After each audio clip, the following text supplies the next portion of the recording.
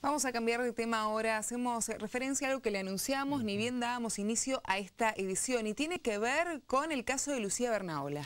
Y siempre ponemos también en foco cómo es el seguimiento con los detenidos, ¿no? En distintos tipos de casos que ocurren en la ciudad de Mar del Plata, pero también sobre todo ligados a incidentes viales. Está con nosotros Javier Germinario, bienvenido. ¿Cómo les va, Yamila Martín? Buenas tardes. Tenemos que recordar que el 4 de junio Lucía Bernaola murió atropellada en la costa, en la zona de Cabo Corrientes, por un vehículo que se salió de su carril, que cruzó incluso el sentido contrario y que terminó contra el murallón de la costa, atropellándola a ella y a otros jóvenes, aunque para Lucía las consecuencias fueron fatales e instantáneas. Desde ese momento, el conductor de ese vehículo, Federico Sasso, está detenido.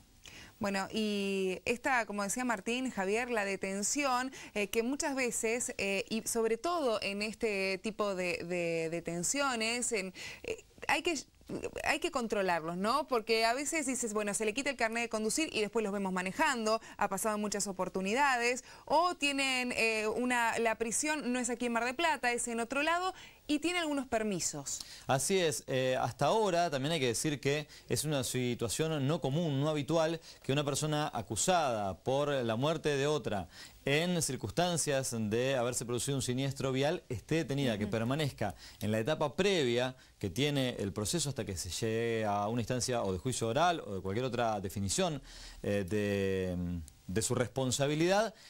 Habitualmente no están detenidos. Sin embargo, esta es la situación de Federico Sasso casi desde el instante siguiente a ese 4 de junio. Sí hay que considerar algunas salvedades, porque si bien hay prisión preventiva para este caso, no la está cumpliendo en la unidad penitenciaria o en el complejo penitenciario de Batán, cosa que es lo convencional o lo habitual, y se eligió para esta situación de prisión preventiva una comisaría, la comisaría, además la única, en la ciudad de Balcarce, que está en uno de los accesos justamente a la ciudad serrana.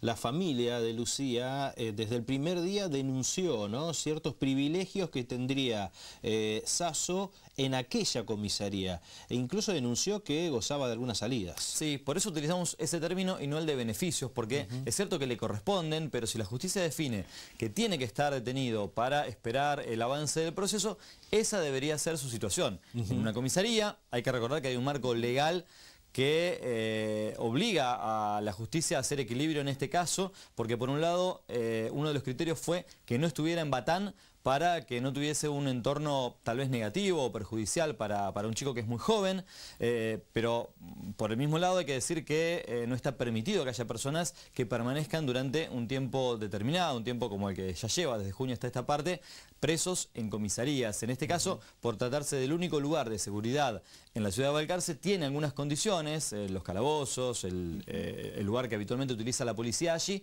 para que pueda haber una detención de este plazo. En ese contexto, este joven estaría beneficiado, ya no estando en la ciudad de Batán, pero aparentemente estaría infringiendo también, y por eso hablamos de privilegios, el régimen al cual fue sometido desde el momento de determinarse su prisión preventiva. Lo había denunciado de palabra, sobre todo Verónica Borelli, la mamá de Lucía, pero ahora aparentemente tiene pruebas y las llevó a la justicia, en este caso las presentó ante la Cámara de Apelaciones, que tiene la posibilidad de definir otro beneficio más, que sería el de la prisión domiciliaria ya pretendido por la defensa de Sasso. Mientras la justicia define si le concede o no la prisión domiciliaria a Federico Sasso, el pedido es que no se la otorguen por algo que para ellos está probado, que el abogado Maximiliano Orsini transformó en una denuncia con testigos y que, y hablamos en potencial, sería la salida, lo habrían visto a Sasso afuera de la comisaría en más de una ocasión. Bien, para hacer compras, por ejemplo. Para hacer compras en más de una ocasión, con salidas nocturnas en más de una ocasión, y hay testigos de identidad reservada que están aparentemente dispuestos a asegurar que el joven exigiría a las autoridades policiales, por eso se habla de la connivencia de autoridades policiales de Balcarce, salidas nocturnas. Claro. Todo esto, obviamente que deberá ser tramitado ante la justicia, deberá ser considerado por la justicia, por ahora está en términos de denuncia. Lo que nos cuenta en la siguiente nota Verónica Borelli es cómo le llegó esta información a ella. Un día a las 11 de la noche me golpean la puerta de mi casa, atiendo a través de las rejas una persona que no conocía. Bueno, él tiene cierta gente que estuvo en Balcarce y me cuenta que Federico Sasso tiene salidas. Para que Federico Sasso tenga salidas de la comisaría sabiendo que es una persona que está presa por lo que hizo, tiene que haber otras personas enganchadas en esto. Bueno, con Maxi nos pusimos al tanto de todo esto, así que llegamos a investigar, lo presentamos a donde corresponde, iniciamos una causa penal, obviamente, porque esto se tiene que investigar sí o sí. Yo sé que es cierto, presentamos todos los testigos, así que bueno, vamos a ver qué pasa.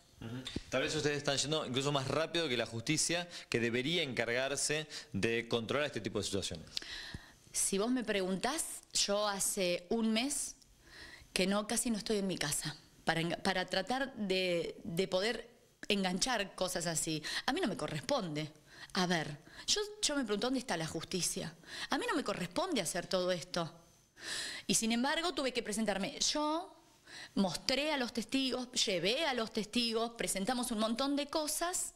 Así que bueno, vamos a ver qué pasa ahora, que seguramente están enterados. Los testigos aseguran que pasaría algunas noches fuera de la comisaría donde le corresponde y que habría hecho hasta compras por la ciudad de Balcarce. Sí, claro. Compró una cocina eléctrica, se compró un par de zapatillas, él mismo. Declaran que él sale a las 6 de la tarde y vuelve a las 3 de la mañana. La mayoría de las veces era los viernes y sábado. Nosotros hicimos un seguimiento con esto.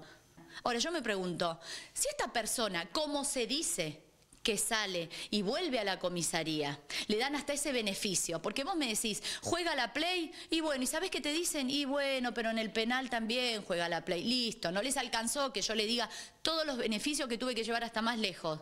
Y le quieren dar una morigeración. ¿Y a mí quién me dice que no se fuga?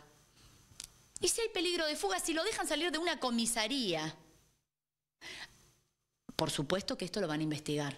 Decime vos a mí cómo me tranquilizás que a esta persona no le den la prisión domiciliar y no se fugue de su casa. Bueno, allí la denuncia y las pruebas que presenta la mamá de Lucía, Verónica Borelli, y si esta situación llega a ser real, realmente es preocupante, ¿no? Sobre todo son, Yamila, testigos, personas que le llevaron esta información a la familia de Lucía Bernaola y que se transformaron ahora en una denuncia que está tramitando la Cámara de Apelaciones. El mismo lugar, la misma Cámara o el mismo ámbito de la justicia, donde está en trámite la posibilidad de que Sasso continúe con el proceso, pero detenido dentro de su domicilio. Por eso las dudas, por eso la incertidumbre planteada públicamente por parte de Verónica Borelli acerca de qué pasaría, ¿no? Si esto pasa estando en Balcarce, qué pasaría en su propia casa cuando quien tiene que ofrecer la certeza del cumplimiento del régimen de prisión domiciliaria es la propia familia de la persona acusada. Por lo que pudimos hablar con ella, está esperando que la Cámara se expida y está esperando que la justicia de alguna manera los respalde. También hay que decir, lo volvemos a reiterar, que el tipo de delito o la figura que está contemplada en la acusación, por lo menos hasta ahora, se está aplicando al extremo en el caso de este joven, porque en la mayoría de los casos las personas llegan hasta el momento donde haya debate en libertad y recién ahí se determina la responsabilidad y en todo caso cuál es el tipo de condena, ¿no? Todavía no hay fecha, ¿no?, de juicio. No, eso está por verse y todos estos trámites deberán resolverse antes de que se defina no solo la fecha, sino cuál podría llegar a ser la manera, si un juicio oral o alguna otra tipo de instancia distinta, ¿no? Bueno, y esto también se da por los tiempos de la justicia, sí, ¿no? Esto que tiene que pasar la familia de una víctima, haciendo guardia inclusive hasta en la puerta de una comisaría, porque los tiempos de la justicia no siempre van con los tiempos de las personas, ¿no? Sí, así es. Incluso en la conversación con Verónica Borelli, Martín nos aseguraba que había tenido acceso hasta la gobernadora provincial, que María Eugenia Vidal había escuchado la necesidad de la familia de que se aceleren estos procesos y que hasta ahora es una de las instancias que está abierta, pero sin un resultado del todo positivo. Bien, Javier, muchas gracias. No hay por qué. Cambiemos de tema.